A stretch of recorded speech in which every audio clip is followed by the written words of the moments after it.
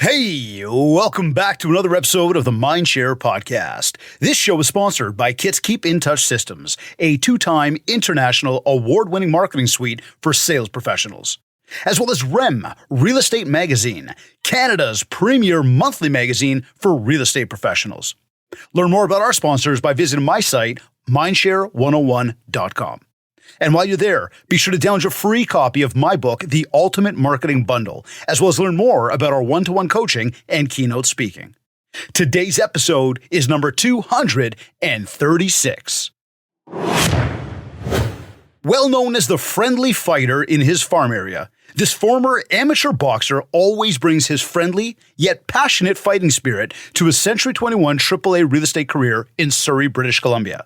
With over 25 years of award-winning sales experience under his belt, 7 of which he spent as a full-time professional realtor, he always thrives on working hard and fighting hard to win his clients the best deals, while striving to serve them at the highest levels.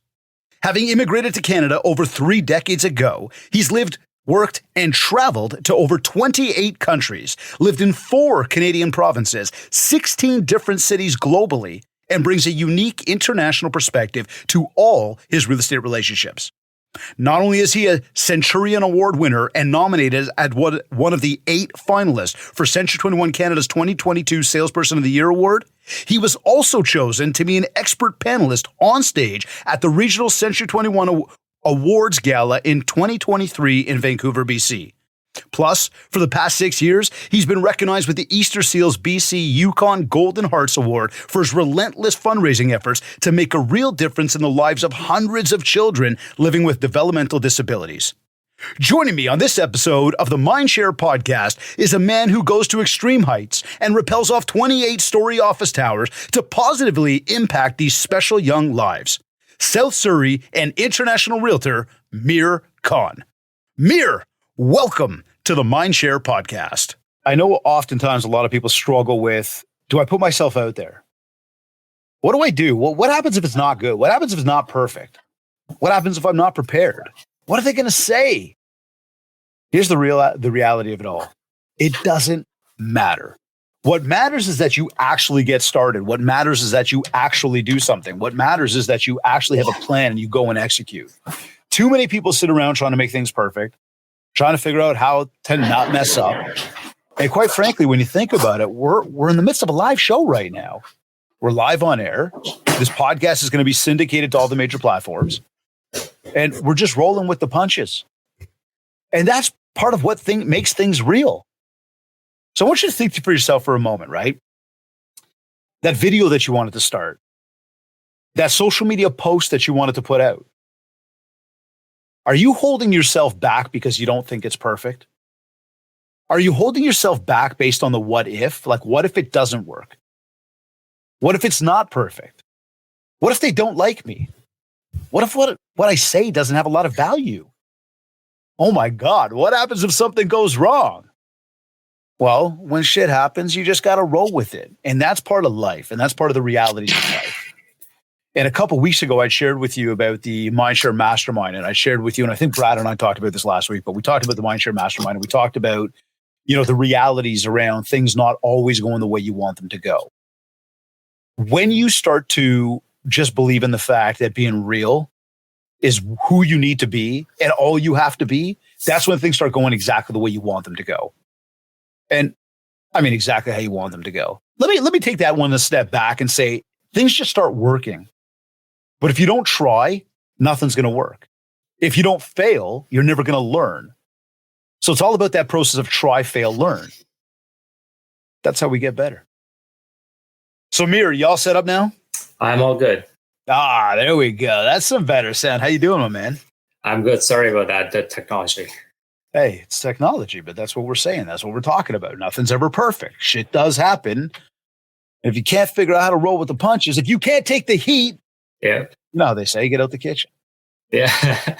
So tell me something, man. Why do they call you the friendly fighter? I mean, we think of fighting, we think of big, mean dudes. You are definitely not a mean dude. I've met you. I mean, you're not a big dude, but you're definitely a friendly dude. So what's the whole deal with friendly fighter, Mir? Well, it came about my boxing career. Since then, I moved into my real estate career. And then from then, it's just making sure that my clients get the best deal. So finding the best offers I can get depending with the sellers or buyers, whoever I'm working with. And then working on the other side as well, making sure that I'm fighting for my charities I support and make sure they're getting their funding. So there's a lot of friendly fighter spirit in everything that I do. So tell me this, you use this a lot in your branding, right? Like even the profile photo, we've got you with your dukes up, you got some boxing gloves on. Like, first of all, you ever knocked anybody out? Yes. You have? Yeah. Man, when I met you, I should have been more careful. No, but serious question. You use this as part of your branding. Were you boxing before you got into the world of sales? Yep. I've been boxing since I was in Toronto. Then I lived in Calgary. I was boxing there. And then in Vancouver, since I've been here, I've been coaching with my personal coach and was as a training here. So we tie together sales, we tie together real estate, we tie together, let's say, the professional world to your personal world. And we look at the idea of the friendly fighter, and we look at the idea of branding. And I'd say it's unique. We haven't got a lot of people running around with boxing gloves on going, I can help you negotiate a deal. And I don't knock it in any way. Instead, I say, how did you come to the decision to incorporate the two, to understand who you are as a person, what you love as a passion, and how that actually parlays into what you're doing for a living? Boxing is a huge passion of mine. I've always been intrigued with the boxing sport. I've done many sports. I've played table tennis professionally as well. I was part of the Ontario board and part of my school when I went to the semifinals. This is like decades ago. Then I also competed for basketball. I'm not a tall guy, but when you give me a basketball in a court, doesn't matter where I am, 3-pointers, 2-pointers, doesn't matter which side, I would score. So I was a good scorer always, volleyball, soccer, every sport. So I've tried a lot of sports. Boxing, when I tried actually before that Kung Fu Karate. It was amazing. I did well in that. And then just Muhammad Ali's always been a legend. And I've always followed Muhammad Ali my whole life. A lot of gear. I still wear a lot of Muhammad Ali. I didn't wear it today. Today's my Century 21 day. But Muhammad Ali gear, I have half of my closet is Muhammad Ali. So anyways, that's one of my passion sports then. So coming from there, merging it into real estate, my passion is real estate. I don't do this as a job or a career, if you want to call it. This is something I absolutely enjoy. I have a huge passion for what I do. Wake up every day, and I've done many jobs over the years. And anytime I felt that I wasn't fully dedicated or fully involved with the job, whatever I did before, I would just leave and get something else that I wanted. So I've never been confined to pressures. Knock on wood, it's always been good financially, so it's not like a huge struggle. So that's how I combined my boxing career into my work career or my real estate career, because I had to find something that's unique. And my dad is also a realtor back in Ontario, and he mentioned and recommended before I started real estate. He was a realtor before I was. And he said, you know what, you need to have a unique offer, something unique you need to give up. So real estate for me was my passion. Boxing was always been a passion of mine for over 2 decades. So I decided, this is the best opportunity to kind of merge them both and do two of my passions together, make it my livelihood. It's interesting. How many people sit around thinking, I don't know who I am. I don't know what I stand for. I don't know. I know what I love, but I can't combine the two with business. And it's like, why not? Right. And this is something we talked a lot about in our mastermind about, right? Like authenticity, really figuring out who you are and then leveraging that. I just got off a coaching call with somebody else earlier this morning talking about the exact same thing. It's incredible how when we actually figure out who we are as people, we get comfortable with who we are as people. We then allow ourselves to be who we are. We start to attract more people that are like us and in fact, find a lot more success in what we're doing, a lot more joy in what we're doing. Whereas when we're out there and we're trying to be somebody else who we're not, we're just pretending. We're lying. We're probably not happy with ourselves. We're always trying to keep up with the Joneses. But like, who are the fucking Joneses? Like, why are we trying to keep up with them? Why not just try to do what we do and who we are? And that's where, again, when we come back to this idea of taking, the boxing world of yours and bringing that together with the real estate world and going, look, this is me. Mhm. Like, I guess, let me maybe ask you that, like figuring out who you are and what you deliver. How did you piece all of that together? Or would you say that's still a work in progress? It's never a perfect fit. Always, you're always evolving, you're always growing. My again philosophy is the day you don't change and learn anything, you should be 8 feet under, 6 feet under below ground. There's no point being living then. So you got to be learning and evolving always. And that's something that I've strived to. And I coach my son for that as well. And everyone I've spoken to every time, always, that's something that I do. So when we look at the friendly fighter and the whole idea of, I mean, hey, you come back to real estate sales, you come back to any sales of any sort, but real estate, I mean, whatever it be, but negotiating is a big part of what we do for a living, right? Negotiating the best deal we possibly can for our clients. Like always thinking about how does this help them? Mhm.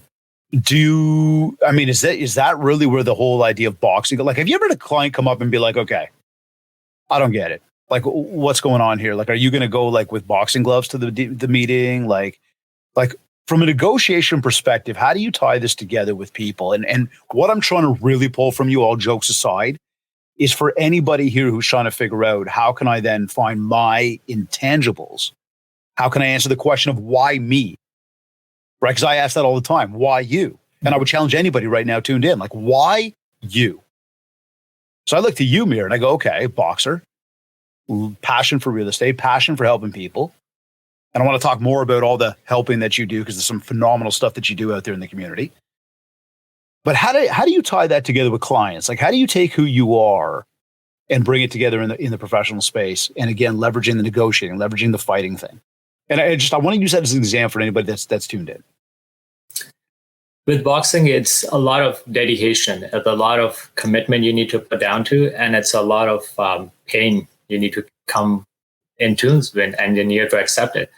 So having that perspective of seeing how your opponent is moving, how the body language is moving. So based on a lot of those learnings, I kind of bring them all into my real estate world now, because having personal coaches in Toronto, having one personal coach in Calgary, and then having one here in Surrey, where I live right now, in the greater Vancouver area, having those mentorships with them, you learn a lot about not just how you knock your opponent out and how do you win a fight when you're in a ring. And again, it's a split-second decisions you need to make based on how your opponent's moving. So that again comes down to clients now in real estate.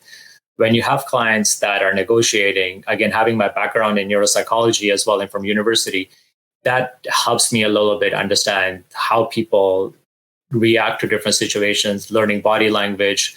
So through sports, through my education, through my life career I've spent in sales over 25 years, it's a lot of skills that come in play. And then, yes, coming back to your question, do you have boxing gloves? Yeah, I always carry them in my car. So when, clients bring it up, hey, you know what, are you bringing the red gloves on? I say, yeah, I have them in my car right now. You want me to bring it to the negotiation? And I love negotiating. That's one of the main reasons why I do what I do. I absolutely have a huge passion for negotiating best deals for my clients. Doesn't matter which way I'm working with again. And I've also had a lot of coachings through my other companies I worked. I worked for Dell Computers. I worked for Canon Canada, ADP. There's a list of them throughout my career. And a lot of these are top leading companies, especially Canon was one of my best experiences where I learned how to use the Japanese philosophy and the work ethic and do a training through them. I was trained in Montreal for that. I wanted to spend 3 weeks there. So anyways, it was a lot of amazing things I've gone through my career, which is all I bring to my table right now for my clients. And I use it as this is my own business now. This is where I do this for myself and my clients to service them the best I can. And I bring everything and anything that I have to my disposal to make sure that they're getting the best deal always. And again, a lot of that will obviously stem from the fact that you've actually figured out who you are.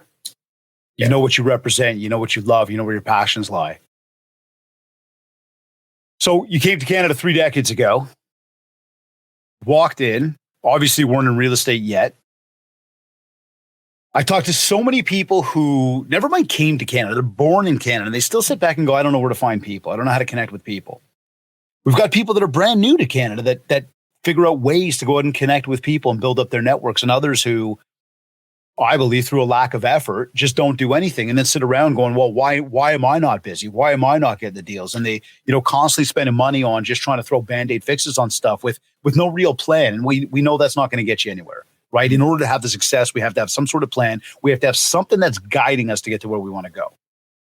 In your case, you come here, you don't know anybody. And again, I know you're not in real estate sales to begin with, but once you started selling houses, how did you actually build up that network of people? What was some of the things that you were doing?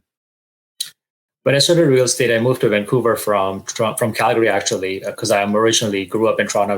Once we came in, I was in Montreal, then from Toronto, and then lived in Calgary for a year, and then moved to Vancouver. So when we moved here, we don't have any family, cousins, friends, nobody here. So when I started my real estate career, the first thing I did was door knocking. Mm-hmm. The door knock. Yep. It works, doesn't it? 100%. I have no doubt in that. Again, I'm not a huge fan of it, and I'm sure most people are not. Hey, I'll tell you this, and I've told you this before, but I'll tell you, 99% of people asked do not like to door knock. Mm-hmm. Actually, 96% of people asked do not like to door knock, and probably 99% don't want to be door knocked. Of the 4% of people that actually do door knocking to grow their business, to build the mindshare, to get out there and meet new people, as long as those people do a lot of follow-up, and I mean, anything, fortune's in the follow-up, right? As long as we do the follow-up, we get the conversion. And now those 4% of people that actually do the door knock, 99% of them always tell me they see business from it. So we know it works. It's just whether you're willing to do it or not. It's like anything else in life. Are you willing to put in the hard work or you're not? So anyway, sorry, you're doing it. Tell us. Yeah, so door knocking, I started door knocking in my community, and I had a lot of people that asked me, oh, so you live in the neighborhood. So my neighborhood was the first thing. And the way I approached this was not, hey, do you want to sell your house? I was working with one of the local MPs here. He's with Liberals, and he's part of my riding still. So this is, again, going back, this is the second or third time he's been voted again to be the MP. So he's really, really good. And he's a Liberal? Yeah, I know. He's a really nice guy. Doesn't matter if he's the guy that he's following shouldn't be there. I'll be very straight about that. So quite frankly, I got no affinity to any of them right now. But this guy's really nice. Like, he really cares about his community. So when I approached him, and he actually, we connected over one of the times that we met, and I approached him and they say, hey, you know what? We have certain issues in our community about the railroad and about certain things about the sound from some of the things and some of the issues we had about speeding in the community. So I said, let's have a town hall meeting and let me organize all of this for you. You come in, you be there, and then bring the Surrey City bylaws officers as well. So we can have a community actually gathering, so we can have a community discussion. So I organized all that. I knocked on the doors, people. I got a whole bunch of people that I think I had about 70 or 80 people that turned up for this community town hall event. And John, who was the MP of Liberals, he was there, and these bylaw officers were there. There were a few councillors from the city of Surrey as well. So we had this meeting. People raised their concern, and it was a great event. And people got to know me through that. And when I knocked on doors again for a future, people kind of knew me now. So it was easier. So I didn't take an approach, say, hey, you know what, you want to sell your house? I said, how can I service my community? How can I help people? And through that, it came out to, okay, hey, you know what, Mir's a realtor, by the way. And that's how you started to actually meet the people that you were connecting with, was go out, knock the doors, just shake hands, quote unquote, kiss the baby, shake the hands, but get to know people and start to let them know, hey, he's a nice guy. Yep, and also the Block Watch captain as well. So that's another initiative I became, I took in the community, trying to have a little bit more speeding issues, having more safety concerns for the public. Even our community is a great community anyways, it's not a bad community, but it's always good to have a Block Watch set up. So I was the Block Watch captain, about 86 homes in my community, and I had a co-captain, and then we would take care of the community. We did events as well, where we called the RCMP officers, and it was a lot of fun for the community again. So it's a lot of fun events, a lot of community involvement. Which is, getting involved with the community, getting involved with the people there, that's number one. And I think that that's one of the big things that people don't want to put the work and time and effort into. Mm-hmm. Everybody expects that people are just going to know who we are. They're just going to sit there and they're going to call us. They're going to want to deal with us. But if you're not involved, if you're not putting yourself out there and you're not supporting the things that you're doing, like, for example, spoke to somebody recently, sending out a lot of flyers to the neighborhood, doesn't do the door knock, doesn't do the community involvement, doesn't get to know the people. Now expects that some just random piece of paper is just going to change their world and drive a whole bunch of business. Or it's like, doing the bus benches and doing the, the big billboards. I'm even going to take that and go one step further and saying that's like running social media ads, but not being organically involved. And when I say organically involved, for anybody who's maybe confused by that, you got organic and you got paid. Organic is where you're going to go and you're going to put the content out yourself. You're going to let people into who you are, let them get to know you. Paid is where you're going to be going after business, pure business. You're going to be trying for conversions. Well, if people don't get to know you, what kind of expectation do you have off of the conversions? It's not going to happen. Let's talk about that for a minute. Marketing. As we talk about prospecting, we talked about building mindshare. What are you finding is working? Like what really works when it comes to marketing your business? Not the property that you're listed for your client, but your business. Well, the best marketing is referrals. That's the best way it works for me. So most of my business now is from existing clients and past clients. That's the best marketing personally. I can't think of anything better. Okay, what are you doing with them though? Well, we call if you have a clients with their birthdays or if they have someone's not feeling well, sending them a get well soon card. Anniversary cards is drop-bys, a lot of circle of influence, working with the circle of that sphere is the most important thing for marketing for me. Okay, tell us about some of the things you're doing. Like in terms of social, let's say, how active are we on the social media front of that in terms of maybe daily connections? What kind of things are you doing for them? You don't have to let go of all the secret sauce, but what kind of stuff are you doing for them that's helping you really build up a whole bunch of, the referrals coming out of the network and really amplifying where that business is coming from?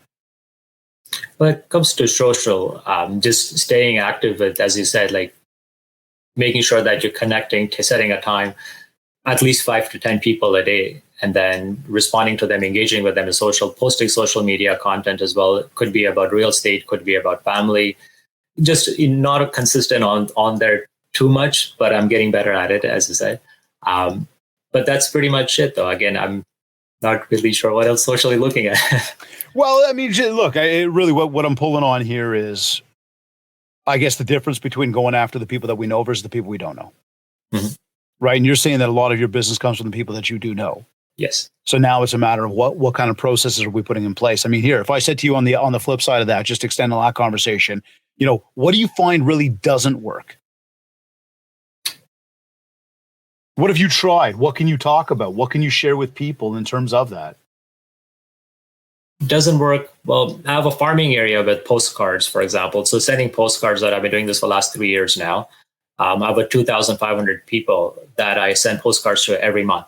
Yeah. And I haven't failed any for the last 3 months. I've sent it every month and it goes to their houses. So response from there, if I'm not knocking on doors, then there is very little to no response from it. Even though they've been getting it for 3 years every month, there is no real connection. There's no sales. But if I'm knocking on doors and not even sending postcards as much and not spending that extra money, thousands of dollars every month, then that gives better results, I feel.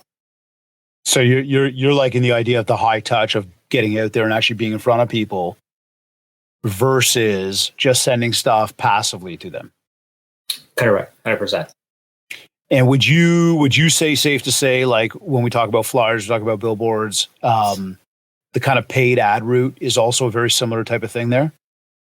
I feel it is. Paid ad route is the same because on social media, they don't know you. There's like 100 million out of 1,000 people. So whoever social media, I've seen of them on my Facebook, my Instagram, my TikTok, they show up. And it doesn't really, they don't build any trust because I know you, as you know, people do business with you when they know, like, and trust you. So if you're not knowing and liking and trusting you, then why should they connect with you? So what kind of stuff are you doing to build up the know you, like, you, trust you? For the people that I have in my circle and people through referrals I get, I follow up with them. That's one of the things I do, and I never fail on that. Make sure I'm emailing them, make sure I'm calling them, sending the birthday cards, drop-bys, whatever I think I can do. Anytime I know there is something special happening in the life, I just show up with something. So it's always being involved with your circle of influence. That's a very important, and that's, again, building mindshare. It's the biggest thing, and staying top of mind with them. It's interesting because, I love the line you just used there about building mindshare. I couldn't agree more, Amir. But there's so many people out there that think building mindshare comes back to, I've just got to spend a ton of money putting myself out there to strangers. And as I continue to exhaust this part of the conversation, I continue to talk about this on a regular basis, right? If you're talking to strangers, it's going to take time for those people to begin to know you. Yeah. Then there's got to be an aspect of how are they going to get to like you? Then there's got to be the aspect of have you earned their trust? I've got a few ladies in my neighborhood that continue to market. And since the day I moved in, they've been marketing this neighborhood. In fact, they flyer the neighborhood like crazy. They've got the bus benches. They got the bus shelters. They don't work together. And they could probably stand at the curb of my driveway and tell me what the house is worth because they know the neighborhood. They might even be able to tell me how many bedrooms are in there before they even come inside the house because they know the neighborhood. Now, you might say, well, Dave, you've seen them for 7 years. Don't you trust them? And I would tell you straight, I don't even know them. And if you said to me, but you just talked about them, well, I've seen them, but I don't know them. So how can I tell you that I like them? Quite frankly, I don't like them. And it's not that I don't like them, and it's not that I do like them. I've been able to make a decision on that. They've put zero effort in coming to see me. So for all the money that they continue to spend to go out there to strangers so that people can see their face, so that they could see themselves while they drive down the street. Oh, look at that. That's me. Right?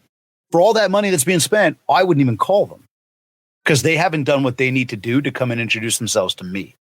Right? Come, shake my hand. Let me get to know you. Once I get to know you, I might begin to like you. And then all the time and effort you've put in over the past 7 or 8 years, the reality is, some of your marketing has established trust. I'm even talking about these people right now saying they probably know how many bedrooms I have. So there's a level of trust that they understand the neighborhood. But the know you, like you, it's not there. So do they get the business? Absolutely not. This is one of the biggest misconceptions. Would you say okay, if I said to you, brand new agents coming into the business, mm-hmm.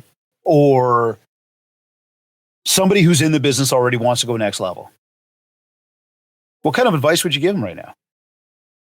The best advice is make sure you stay in touch with your contact, because one of the biggest things, again, going at NAR events and a lot of Korea's stuff that I'm involved with as well, just getting picture stats and stuff. Most realtors are forgotten from their clients' minds because the client doesn't even know if the realtor even is existing, they're in business, unfortunately, alive or dead even.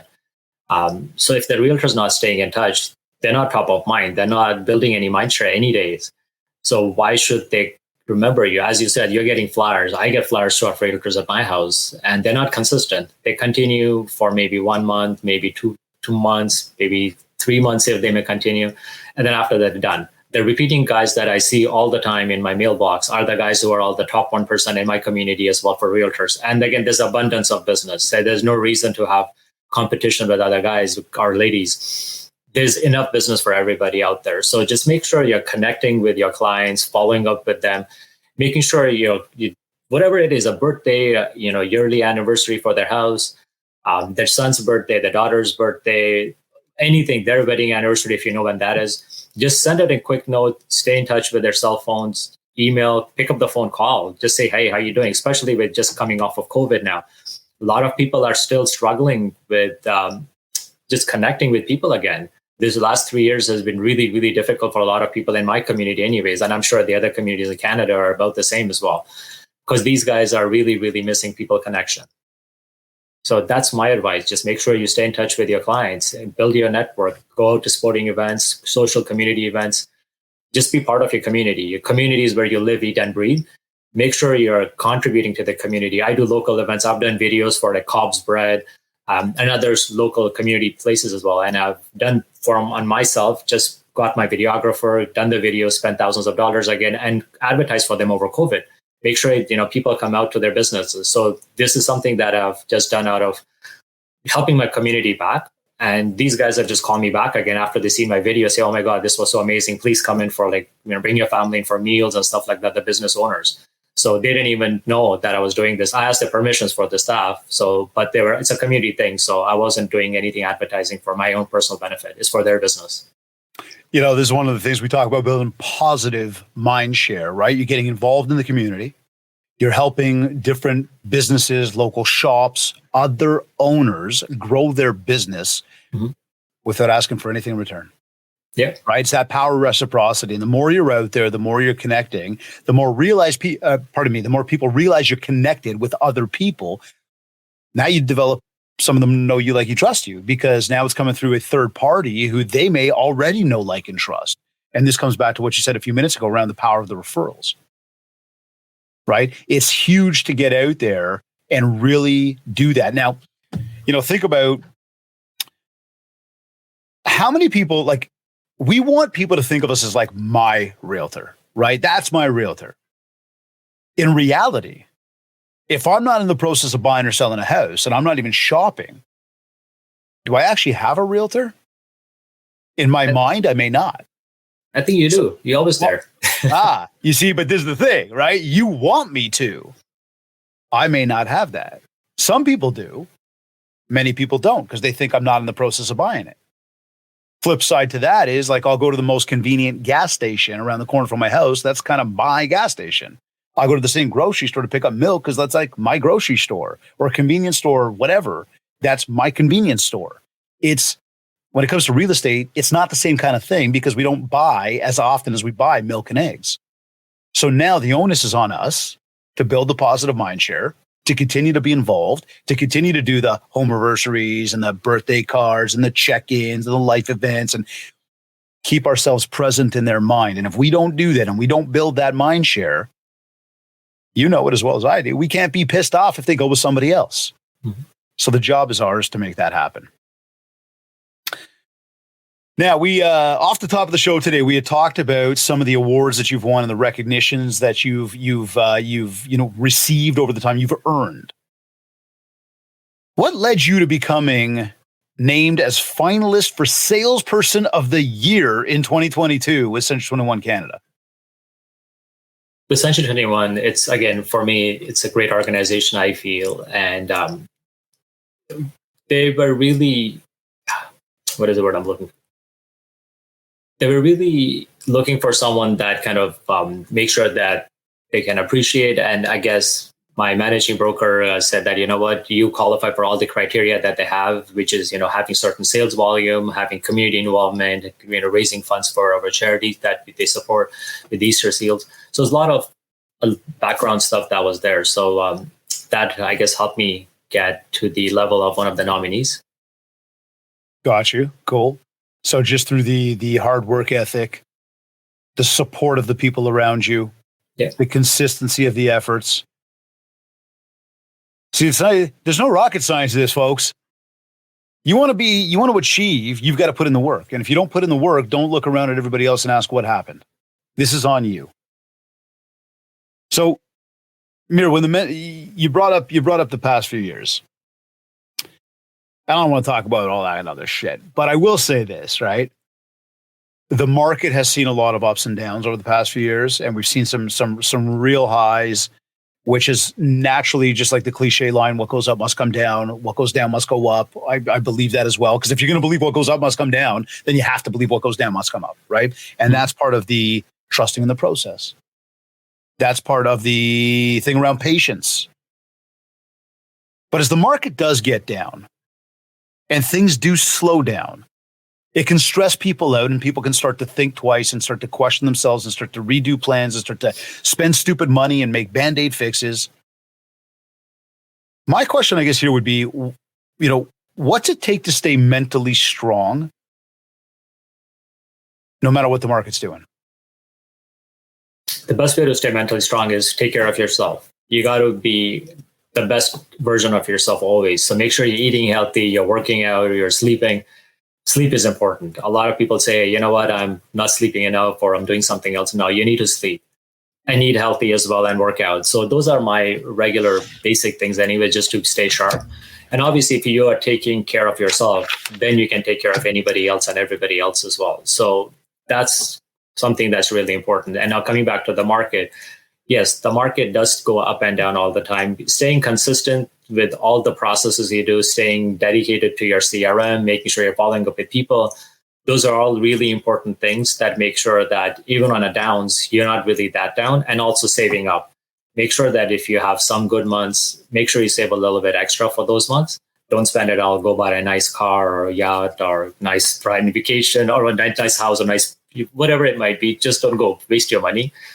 Budget yourself. So that's another important thing as well. Yeah, it's funny you bring that up. I remember I was doing a presentation a number of years ago, and I was sitting there, and prior to the presentation, I was going to get myself some coffee, and I was pouring some coffee, and there was two ladies next to me, and one lady turns to the other, and she pulls out these like a set of keys from her pocket, and they're BMW keys, and she's like, "Look, I did my first deal," and I sat there, I almost spilled my coffee all over the place. I thought, wait a second, what? You did one deal and you went to buy yourself a BMW? What's going on here? Do you have a plan? Do you have a process? Where are you getting the next deal from? Sometimes it blows you away what people will do, right? Where we believe success has been. And I think that's something else that I find oftentimes is, oh, I'm busy. I got these listings, or I'm just working on a listing. And I say, okay, cool. Where's the next one coming from? Oh, I'm just really busy. Well, that's not a hunter mentality, right? And we, thinking about being a hunter, it's always thinking about the fact that I got to think, where's that next deal coming from? What else am I doing to make sure that happens? And that goes right back to just to echo what you said about how powerful your circle of influence is for you, right? How do we build the positive mind share? Why are we taking time to get involved in the community? Why are you doing a video about whatever you said, Cobb's bread versus about your real estate business? Because these are all the little things that help us get to that next place. And again, it's that effort.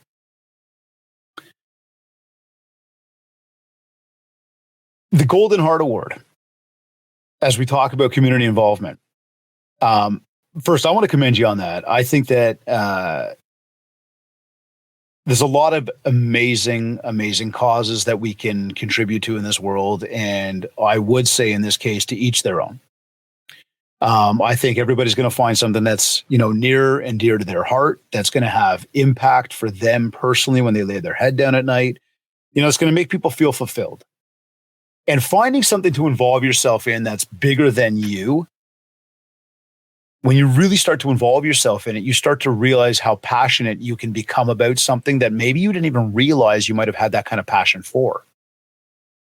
Now, you've been recognized with the Easter Seals for BC and the Yukon for the Golden Hearts Award 6 years in a row, because of the help that you provide for children with developmental disabilities. I might say it's obvious why you got involved, but I shouldn't say that and assume it here. I'd like to ask you that. What led you to getting involved with this initiative and on the bigger overall, which you might have already answered, but why do you do it? It's important to give back to community. This is something, as you said, when you go to bed at night, you don't want to make sure that you made money, you provided for your family. What have you done for others? How are you impacting someone else's life in a positive manner? So this is something important to me. I think, and my dad, my parents have always brought us up, making sure we're giving back to the community. So that's instilled in us since we were all children, not only myself, all my brothers, my sister as well. We all giving back to the community as much as we can. Helping everybody out throughout the world. So this is something that we have been brought up with from childhood. Now, coming back to why I do what I do for Easter Seals, Century 21 Canada is a partner with Easter Seals, and that's the charity of choice. And not only that, it just when I switched from Remax to Century 21 years ago, when I was trying to find out, okay, how can I give back to the community? What can I make a positive impact with all my money or whatever I can do with? I went to the Squamish Easter Seals camp and I spent the entire day there. That was the best experience I can tell you in terms of where the money is going, how it's impacting the kids. And they even had a memorial for kids who were unfortunate enough who passed away at a really young age. And their best memories and the wish that they had when they passed away was their remains or their memory to be remembered at camp, because the camp was the best experience they had in their lifetime. And that just blew me away. I literally broke down and started crying right there. It's still emotional if I think about it, because that memory comes back. And this was a long time ago, 7-8 years ago or something. But that was so touching that these kids who haven't even experienced life yet, they just been to the camp, who spent 1 week at the camp, and that was their best experience that they ever had in the lifetime. We take everything for granted. We can get up, we can eat, we can do everything we want, sit in a car, drive away. some of these kids, they're mentally sharp as you can't imagine how sharp and smart they are. But it's unfortunate that physically their limbs or the body functionality, whatever it might be, it's just not there for them.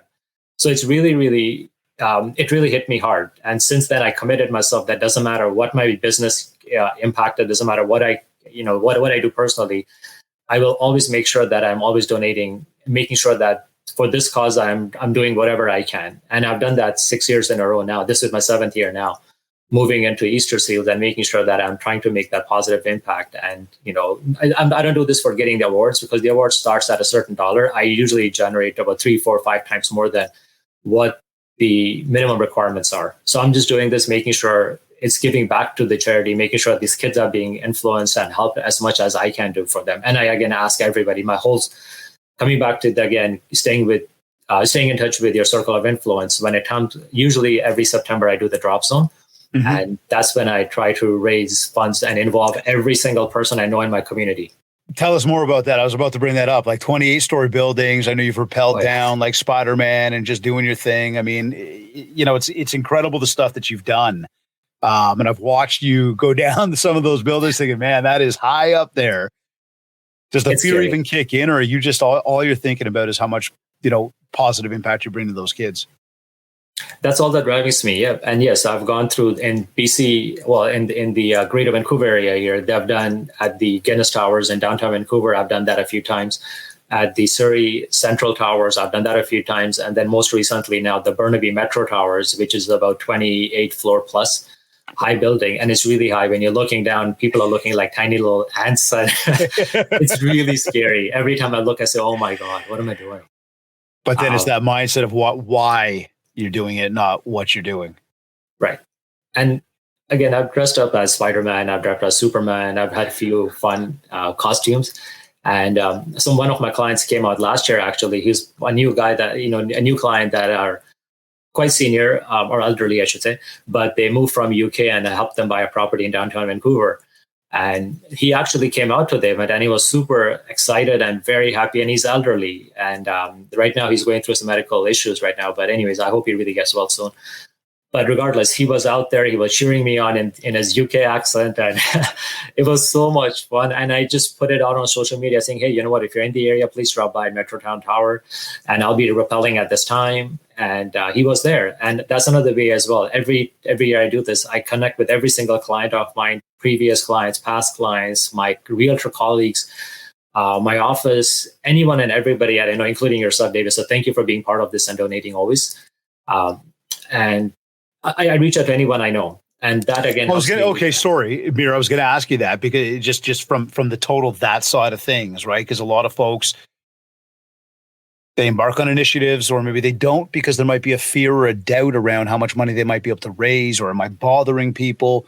Can you just share a little bit about your experience around that? Like even from an advisory sort of tip perspective of anybody who's like, hey, I love the idea of what he's doing. I'd love to do that too. Or I was going to start this ABC initiative, but I didn't because of X. And again, I think a lot of people just feel uncomfortable asking others for donations, and that repetition and consistency of probably how often you have to ask the question, the same people. Share just a little bit about that. Yes, helping anyone outside yourself, you should never be ashamed or doubting yourself. Basically, you're doing this for someone else. You're not doing this for yourself. So you have to get over yourself first. So it doesn't matter what people think of you. This is not, if that's a fear that you have of, what people are thinking of you, then unfortunately,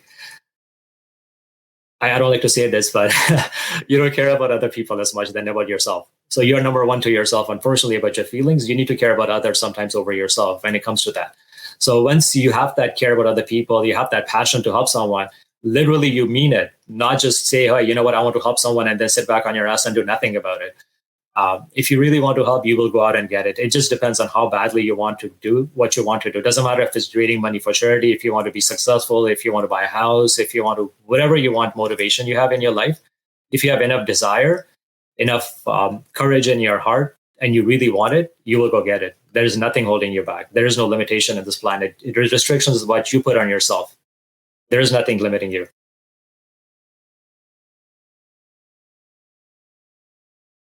I think we lost you, David. Your sound.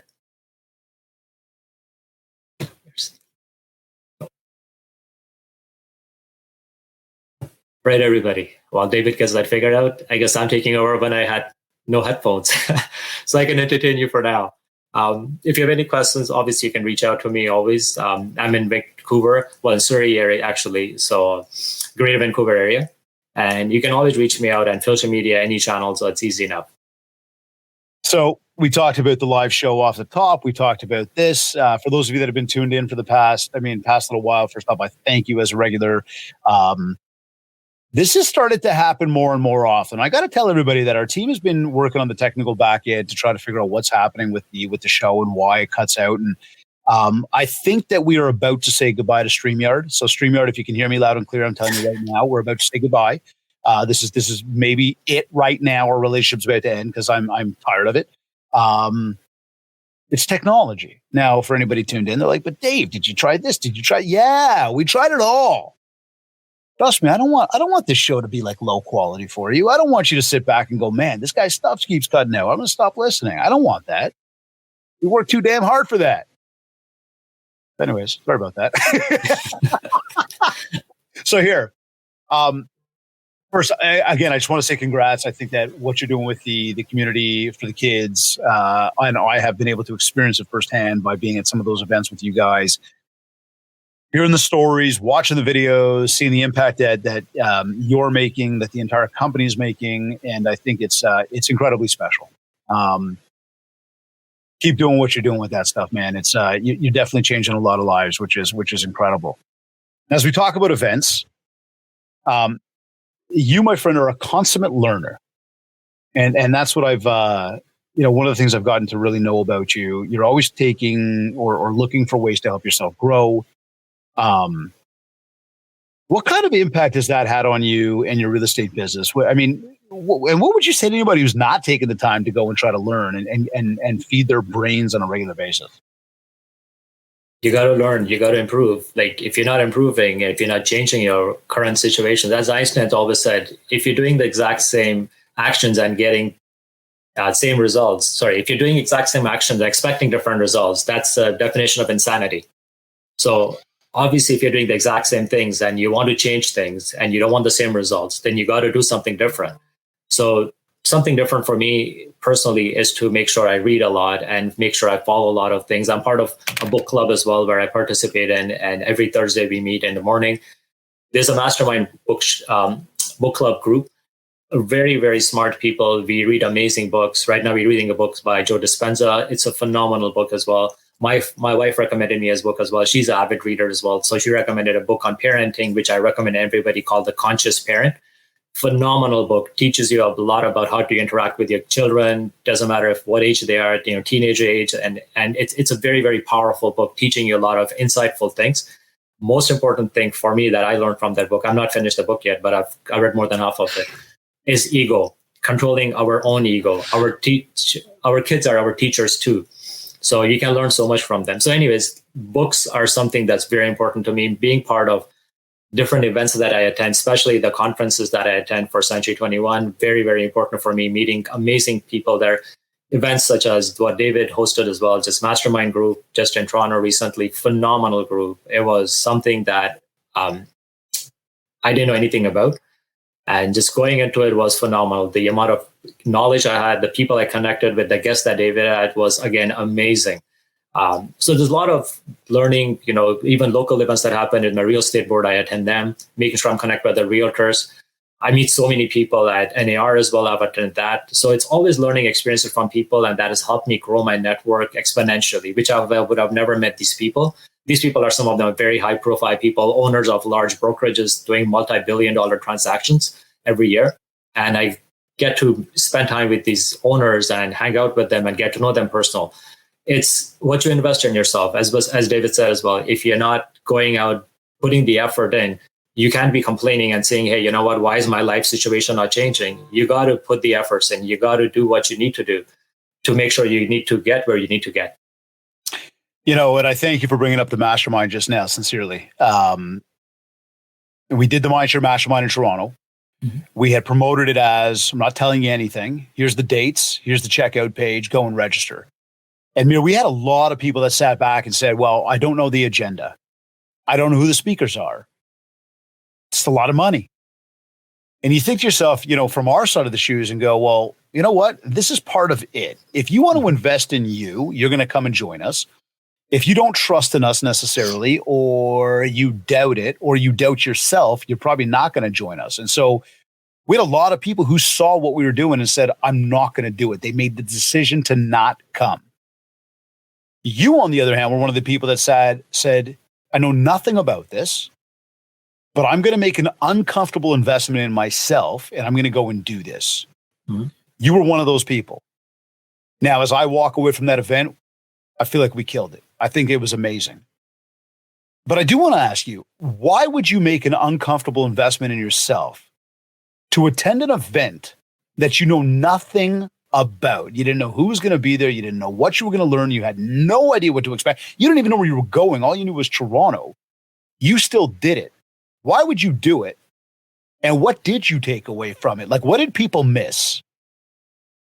Well, why I did it was because I trust in you, basically. Like, obviously, a relationship with you, I've seen you many times before. So thank you for, doing everything that you do already for the community. Not only, for realtors, that you help a lot of people as well. So you change people's lives. So that bro. Thank you. My main thing was coming in there was make sure that, I'm learning something. I'm getting to meet some amazing people. And I knew you would have some guests, even though I had no idea who you were. People don't know this. The day that the event started, guys, David and I were coming from we stayed at the same hotel, obviously. So we were coming down, and I met him in the elevator coming down. We bumped into each other, right? Yep. We walked together from the hotel. When we bumped in, we didn't even know that. I didn't know he was coming at that time. We were just both getting into the event. We walked from the hotel to the event, and that took literally about maybe 5-7 minutes. I kept drilling on David. Can you tell me who the first guest is? He said, nope. I would not get anything out of him.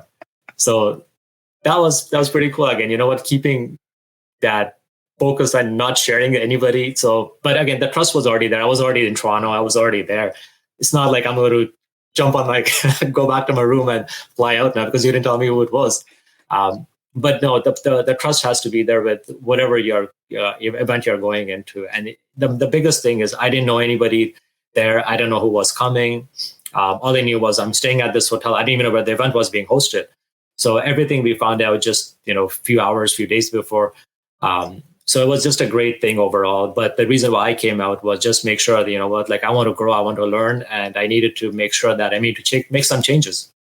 One of the key things I knew that the message that would be taken away would be, how can we improve from what we have? What challenges do we have? How can we fix them? And again, during the event, I know I don't want to share too much stuff, but David had a hot seat. I don't know what you call it, but it's a hot seat. Basically, the people in there write a question, you put it out there, then we bring it out and we read that question from whoever wrote that question. And the whole class, as a mastermind, we kind of respond to their obstacle, whatever challenge they are facing, and try to come up with a resolution for them. So that was phenomenal as well. So a lot of people who had big challenges, they had some answers from the whole class. So that was amazing, seeing all those challenges from people getting resolved. But there's a lot of other amazing things. The guests that were out, I don't want to say too much about it again, but you should have been there. You should be there next year. Hopefully they will do it again. I would very highly recommend it. I'm going to be there. And again, those questions that David said about, not knowing the price and location. I came in from Vancouver and Toronto. I think I was the furthest guy. There's nothing past Vancouver unless you're from a different country. But it was a great event, and I would do it again. I'm grateful that you made the time. I'm grateful for the trust. I'm grateful that you made the investment in yourself. Would you say that the ROI far exceeded the investment?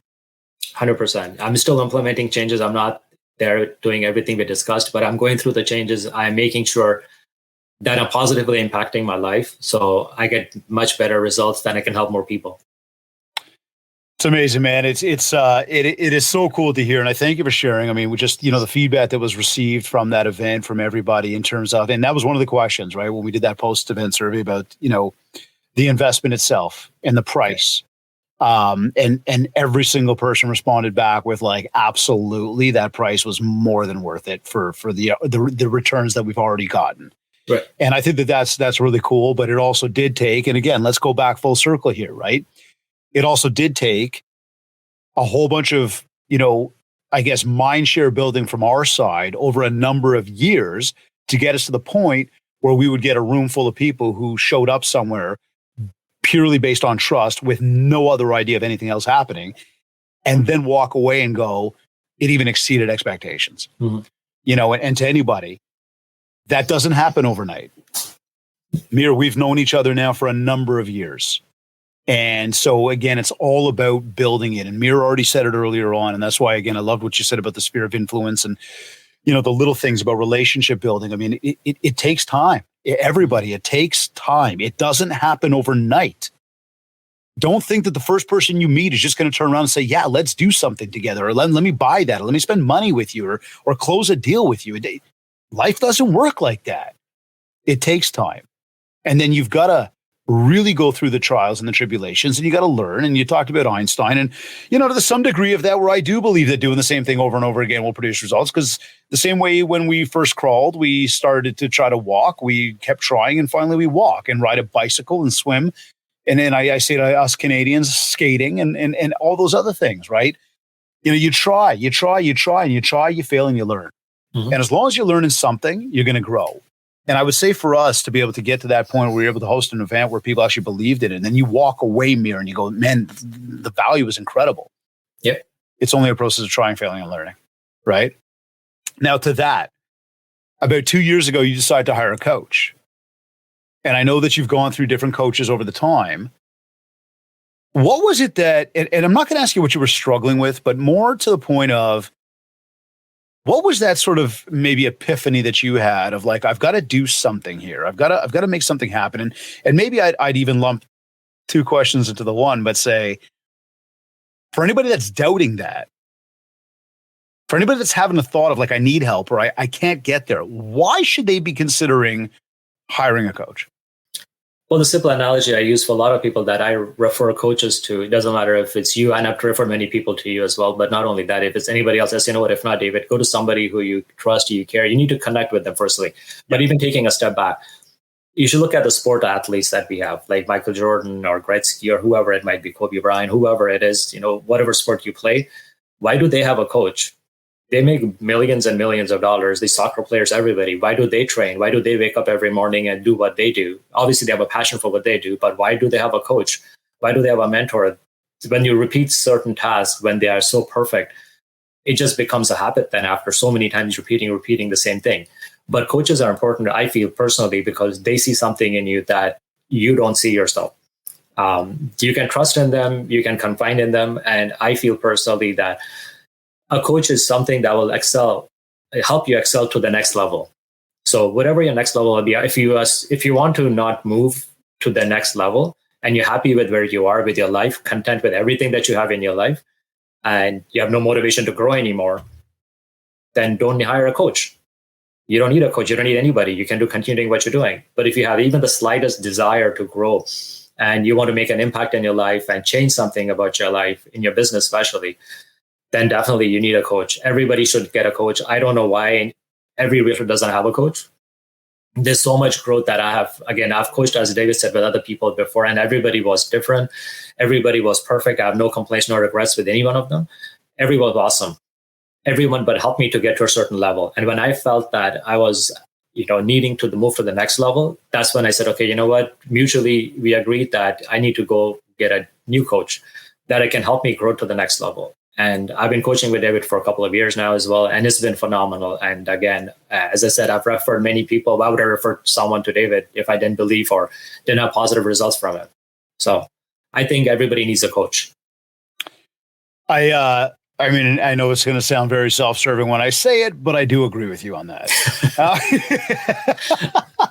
Mir, what would you say that people could expect when they're working through the process, the way, you and I do, from the conversations to the action steps, the takeaways, maybe just some quick insights for anybody who's kind of, again, on that fence? Because look, I know, and all jokes aside, it sounds incredibly self-serving to say, get a coach, because we do that. That being said, I'm with you. Every professional athlete, celebrity, the biggest business people you've ever met in the world, coaches have coaches, right? Because there's going to be somebody out there who's going to see something in you. You said it, that you didn't see, or that maybe you do see, but they're going to change your paradigm on who you are so that you can get to your next level. What do people expect from sort of the experience with us? Well, from what we coach together, like I've seen a lot of changes in myself, especially, having a CRM, building that, having certain skills.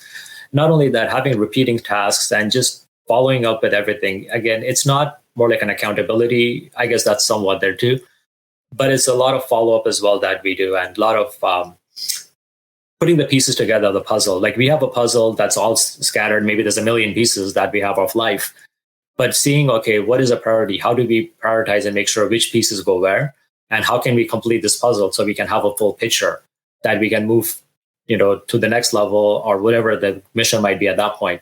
So it's work in progress always. We always improving, changing things. There's always things coming up. And I know you and I, in the last coaching call, we had a chat about someone coming onto my charity event. So I'm working on that as well. So that celebrity person, hopefully once I get that, then we can disclose who that is. But without saying who it was though, okay, and we're going to keep that quiet. Yeah. We sparked our deal was sparked, and then we crafted like essentially the plan on where we want to go with that. Mm-hmm. Now it's just a matter of making it happen. Yes. And this person is a celebrity. Everybody, like this person is on TV. He's a national. Big. Oh yeah. We're going to make it happen though. We'll make it happen. We're going to make it happen for sure. Yeah. We're going to make it happen. So look, man, we've talked about, how you've achieved your success as a realtor. We've talked about the importance of being involved in the community, how incredible it is and fulfilling it is to not only be involved in the community, but to give back to a charity and just like the Easter Seals and these kids that you are so incredibly passionate about. And I just think it's such a special thing. We've talked about the mindset. We've talked about the marketing, the building of the mindshare, the things that we need to be doing daily. The fact that you're a consummate learner, you're always trying to improve yourself, and I commend it. When the day is over, at the end of the day, how do you know it's been a successful day for you? Well, that's successful days basically when you're making someone happy, I think, personally. And for me, it's spending time with my son, spending time with my wife, making sure that I've done something for myself as well. And making sure that my clients are, but the best thing is if I want a deal for my clients, especially the first time home buyers, it's a very different feeling. And I'm sure every realtor that's hearing this will relate to this, that anytime they have helped a first time home buyer and you get them that key in their hand and they're so grateful, I can't tell you how amazing that feels. Even not only first time buyers, even other people who bought and sold homes before, just getting them the property or selling someone's property, making sure they got the good deal. Those are the most important things, that the smile on their face, the gratitude they have for you is just amazing. Like I can't even tell you how amazing that feels. And then coming home and spending time with my son and my wife and just enjoying life, going on vacations, just spending time with family basically. And learning, reading my book, that's another passion of mine now, this learning, growing. Those are all successful events. If I can manage everything and kind of prioritize everything and stick to my schedule, that's a hugely successful day. And once again, it does not have to do with how much money we made. No, money's a byproduct. That's exactly well said, man. Well said. Give us some final words, some tips you could share with anybody who wants to get out there, build that mind share so they get more market share. The best advice I tell people is you stay connected with your circle, like whoever your family friends are, whoever your outside influence are, your clients are, stay in touch with them. Don't be shy. Obviously, these people have done business with you or they talk to you at a certain point in time. They like you and they trust you now. So you have done all the hard work. Why leave all that and go after something, new shiny object? Like it doesn't make any sense to me. I used to be like that too. I try to drift away as well, but then David brings you back to say, hey, you know what? You have your circle already. You're like, why are you going out there? So just stay connected to your circle of influence, making sure you're servicing them, you're answering their questions, you're following up with them. There is no bother. I have many clients that I've sold 6, 7 years ago, 5 years ago, and I haven't sold any property since then to them, but they still call me over. One of my clients, he's a huge, again, I don't want to disclose too much information, but he's involved with the U.S. education system, building system softwares for them, university implications as well, a lot of applications for created COVID applications. Anyways, there's a lot of other clients that have done big things for me. And these guys are just, clients from a long time, but I connected with him just recently. He messaged me and his wife. They said that you want to meet my wife and I. for lunch as well, sometimes as soon as my son's school is done. So people like that, they are very high profile people, and just staying in touch with them, you never know who they know. You never know, just what will come out of it. And it's just for your personal satisfaction too. You're making sure that you're keeping in touch with your friends now, because most of my clients have become my friends. When I moved to BC, as I said, I didn't have any friends. I didn't even have any family in Canada, except my parents, my brothers. I don't have any family. We have no cousins, nobody here. So, it's always been making new friends has always been a fun thing for me. So, and I love doing that always. Well, you do a great job with it, my friend. I know that you've made some really positive impacts. I've been there when you've been at events. I see it seems like everybody just seems to like you. This is why, we come right back to the top today. The friendly fighter. Mr. Mir Khan out of Surrey, BC, I want to thank you very, very much for joining us on the Mindshare podcast today. Amazing, amazing episode. Some great insights. Lots of learning as always. And for everybody tuned in, I thank you for joining. Make sure that you really tune into a lot of what Mir shared today, because again, it comes back to the consistency, it comes back to the effort. And Mir, you're certainly an amazing example of that. So I thank you very, very much for joining us today. Thank you, Dave. It's been an honor. It was a pleasure. Again, you're awesome. Keep up what you're doing as well, brother. You're doing awesome. Thank you. Thank you, my man. Thank you. You're either listening to this on one of your favorite podcast platforms, or maybe you went to my website, mindshare101.com. And while you're there, be sure to download your free copy of the Ultimate Marketing Bundle, our 31-page ebook, including your free 90-day social media content counter to help you build more mindshare so that you get more market share. A reminder as well that if you want to talk about personalized one-to-one coaching, an in-person keynote talk for your upcoming event, and/or ongoing virtual training, just get in touch with me. We'll set up a consultation call, learn more about what you're looking to achieve, and how we will help you do just that.